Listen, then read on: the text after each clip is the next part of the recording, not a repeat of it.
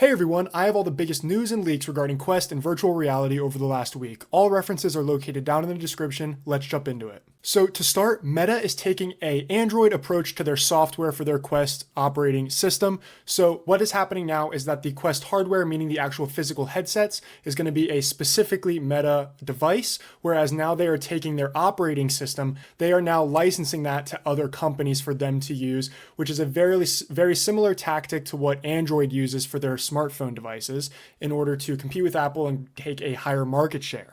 So the new Meta Horizon operating system is going to be called Meta Horizon OS.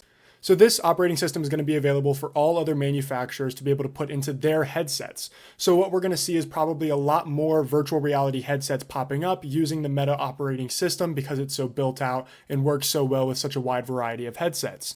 Years ago, I said to a close friend that I believed that Meta and Apple were going to have the same relationship in the virtual reality space that Apple and Android currently do for smartphones, and this is clearly playing out. Along with this announcement, we're seeing that Asus is creating a performance gaming headset that'll be using Meta Horizon OS. Lenovo is creating a line of headsets for productivity, learning, entertainment. And this goes back to also back in February where Meta and LG announced a next-gen XR device development. So like I said, this is going to be causing a whole lot of new VR headsets to flood the market over the next 2 to 3 years, a lot of which will be using Meta's operating system, which you'll be able to see the brand of placed on the box of your device, which I'll show an image of now. Zuckerberg said himself that he can imagine third-party hardware manufacturers will be able to optimize for specific use cases. For example, we might see lightweight headsets that are best for work experience. We might see a headset focused on immersive entertainment and the comfort that needs to surround that. We might see headsets optimized for gaming with support for accessories a lot more easy than we currently have. Or we might see a headset that's designed for exercise that's a lot more lightweight and anti-sweat.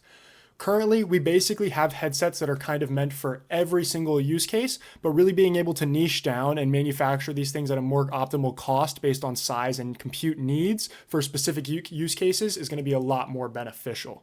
It was also announced that Meta will be partnering with Xbox to make a limited edition Meta Quest style headset that is specifically meant for Xbox users. So this seems to be more of an Xbox-focused Quest system rather than Xbox making their own hardware and then using the Horizon operating system. This is going to be really good for Xbox gamers looking to get introduced into virtual reality, but it is pretty irrelevant for the rest of us. The next bit of information we have is that the public test channel for V65 is already beginning to roll out. We're already getting V65 coming into the market. Updates are coming out more frequently than ever, and we're hopefully going to be getting a lot of update ideas and notes more frequently to where these weekly updates will be filled with a lot of awesome information for y'all.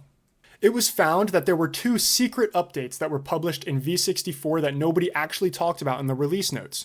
Those 2 updates are furniture recognition on the Quest 3 and simultaneous hands and controller tracking, which is being referred to as multimodal. So for furniture recognition, this was implemented at a very simple level without being placed into the update notes. So this was a video posted by Squashy9 on Twitter. They were the first person to really come out and start posting about the furniture recognition in V64 that wasn't put in the update notes. This is basically just a way for the system to detect specific pieces of furniture in your room while doing room recognition. This is different from SceneScript, which is research that Meta showed off last month. SceneScript is a version of room mapping that uses LLM technology to map rooms more effectively and accurately. This is not what's being used in this new furniture recognition we're seeing. SceneScript is clearly far more compute intensive than the new public version that we have access to. Simultaneous hands and controller tracking, which is commonly now being referred to as multimodal, which, my God, we are getting that word so much. This feature was available for apps to start using and publishing to the Quest Store and App Lab just 2 months ago, but this feature is now available inside of the Quest home space being pass-through and immersive environments. This means that you can now use just one controller while not having to use a controller in the other hand. For example, previously, if you wanted to use one controller, it would begin tracking your other controller and your other hand would spaz across the room in your home environment. So now they want to make sure that your hands are grabbing the controllers in order to activate the controllers rather than just activating controllers whenever there's movement detected. Hey guys, so here I am testing out the new hand and controller tracking. So as you can see, even if this is moving around, I can go ahead and set the controller down and it instantly moves over to my hand. This really reduces delay when it comes to picking up and moving controllers because they're still doing the hand tracking while the controllers are activated in your hand, which makes it really nice. I can easily set it down, keep using my hand, and then I can just pick the controller up and immediately start activating it again, which is really nice that they're now constantly tracking both. This is going to make it a lot better for content watching and entertainment purposes because you're going to be able to just easily pick up a controller to navigate your system easily while being able to keep your other hand available for other activities.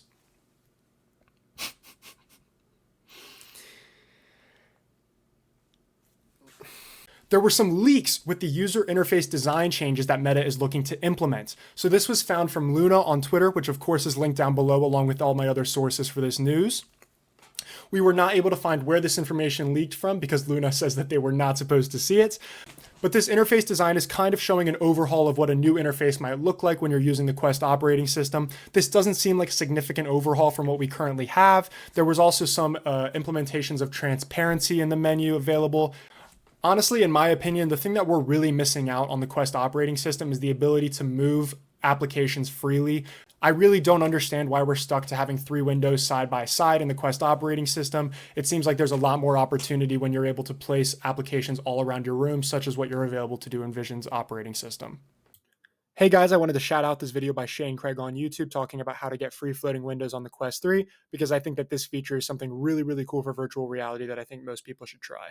In the early test channels for V65, people have found that in the code there are references to a new travel mode being introduced. There was an early new user experience render introducing flight mode, and they found lots of travel references throughout V65. I've been looking forward to this since I got the headset. When I go on road trips or flights, it would be so nice to be able to put my headset on and get into an immersive environment and get out of that super uncomfortable plane experience. But currently, when you have a Quest headset on and you're navigating in a vehicle, anytime that vehicle makes any sort of left or right turn, your headset moves the entire environment to the left or right, which makes it pretty unusable, especially when you're in a car. I've heard that on planes, it's far easier because planes make less dramatic turns, but still it is going to be uncomfortable and a little less usable than people would hope for. We're now going to move on into some super quick news categories so I don't waste too much of your time. The first piece of news is that Quest 2 has seen massive price cuts. It now has a permanent price drop to $200 for the base Quest 2, and Quest 2 accessories are now seeing massive price cuts by more than 50%. Clearly, they are beginning to phase out the Quest 2 and its accessories. I think this will kind of be a wall supplies last discount. They're going to kind of phase out the Quest 2, especially with all the rumors there has been around a Quest 3 Lite or Quest 3S entering the market. In the MetaQuest mobile app, people found mentions of the ability to pair third-party controllers despite not currently supporting that function. Lots of people say that they prefer controllers from other manufacturers, such as Steam or Vive, or maybe the Quest Pro controllers to be able to use on the Quest 3. So I think that this would be awesome for a lot of people to be able to get that form factor that they really prefer. Honestly, for me, I just cannot wait to use the Apple Vision Pro controllers. The next little bit of news is that the system passcode screen is now available to be viewed in pass-through rather than that weird gray room. Honestly, it doesn't make any sense for them to be protecting the pass-through environment while you're in that lock screen. So it's going to be a lot less overwhelming when you put on the headset and don't really know where you're at or how to really unlock the headset for anybody who's not used to it. There are strings referencing the ability to begin using generative AI for custom Skybox viewing experiences. Skyboxes are those custom immersive environments you have in the home area of the Quest operating system.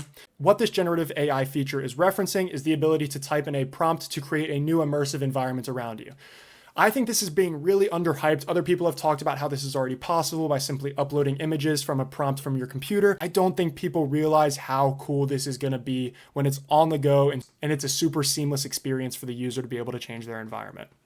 The Quest browser got an update, version 32.3. This makes it 15% faster using their new profile-guided optimization technique, which focuses on the performance-critical parts of the code in order to run faster. This is going to improve the new tab page with faster loading times, regional content, and changing shelves, along with them now adding a PDF reader extension, which has become available for download.